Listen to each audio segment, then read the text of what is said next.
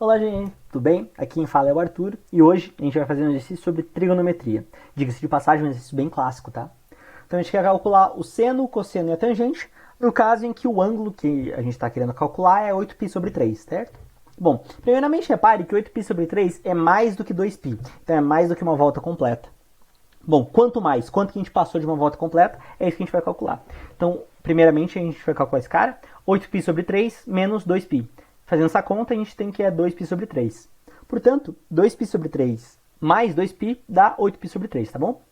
Por que a gente fez essa conta? Bom, eu desenhei aqui o círculo trigonométrico. Repare o seguinte, ó. Quando a gente vai andando com o círculo...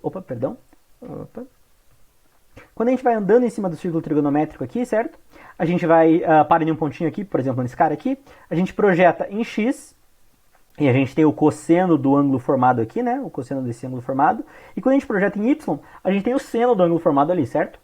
Então repare que o cosseno, lembrando, né? Cosseno cansado deitado, o cosseno é flat, e o seno no eixo y. Então a gente projeta no eixo x para descobrir o cosseno, a gente projeta no eixo y para descobrir o seno. E aí, enquanto a gente vai andando aqui, ó, repare que no primeiro quadrante, quando a gente está andando, a sombra no eixo x está diminuindo. Em compensação, a sombra no eixo y está aumentando. Então, começando daqui em 0, o cosseno é máximo, portanto 1, e o seno é mínimo, portanto 0. Quer dizer, não é mínimo, né? É 0. E aí a gente vai andando em cima do círculo trigonométrico, o cosseno vai diminuindo, em compensação o seno está aumentando, até que a gente chega aqui, a sombra do seno é máxima, 1, e a sombra do cosseno é 0, não tem sombra. Bom, aí a gente vai diminuindo aqui, enquanto que a gente vai diminuindo, o cosseno vai ficando cada vez mais negativo, continua diminuindo, mas o seno também está diminuindo, certo? O seno também está diminuindo de 1, né? A gente vai descendo, descendo, descendo, até que a gente chegou aqui no 0, daí sim o cosseno é mínimo, menos 1, e o seno é 0. Quando a gente continua, ó, a projeção no eixo y vai ficando cada vez mais negativo, então o seno continua diminuindo. Em compensação, a projeção do cosseno aqui, ó, ela vai aumentando, tá vendo? Ela vai aumentando, vai indo cada vez mais para o lado positivo, portanto o cosseno está aumentando aqui, beleza? E assim a gente faz esse caminho em cima do círculo trigonométrico.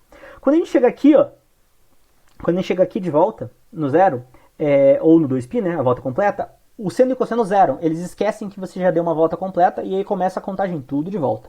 Então o que eu quero dizer com isso é que quando você faz cosseno ou seno de um ângulo que já deu uma volta completa, a gente só precisa saber quanto que ele passou da volta completa e aí, por exemplo, o 8π sobre 3 passou de uma volta completa, 2π sobre 3. E aí, portanto, tanto o cosseno quanto o seno de 8π sobre 3 é igual ao cosseno e seno de 2π sobre 3, respectivamente, ok? Então, seno de 8π sobre 3 é igual a seno de 2π sobre 3. Seno de 2π sobre 3 em graus é 120. Bom, tá aqui no segundo quadrante, né, 120. A gente sabe que quando você projetar para o primeiro quadrante, assim que a gente calcula senos e cossenos que estão mais do que o primeiro quadrante, né, a gente sempre projeta para o primeiro quadrante de volta para simplificar a vida. Quando a gente projeta para o primeiro quadrante, a gente bate aqui no 60. Então, o seno de 120 é igual ao seno de 60. Lembrando que sinal positivo, portanto, é a mesma coisa, né? Sinal positivo. Então, o seno de 120 é igual a seno de 60. Portanto, o seno de 8π sobre 3, no final, é seno de 60. Quanto que é seno de 60? Raiz de 3 sobre 2. Perfeito. Agora, o cosseno, muito cuidado. O cosseno do que a gente quer, né, desse ângulo θ, também vai ser igual ao cosseno de 60. Mais ou menos. Vai ser igual a menos o cosseno de 60, porque justamente o cosseno está negativo. A gente está no segundo quadrante aqui, ó, cosseno negativo. Portanto, o cosseno de 8π sobre 3 é igual a menos o cosseno de 60. Quanto que é o cosseno de 60? Esse decorado, né? É meio. Então, portanto, a gente já sabe o seno e o cosseno do ângulo que a gente quer. Falta a tangente. Só que a tangente a gente sabe que é seno sobre cosseno.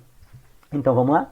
Então, a tangente de 8π sobre 3 é igual a seno de 8π sobre 3 dividido por cosseno de 8π sobre 3, certo?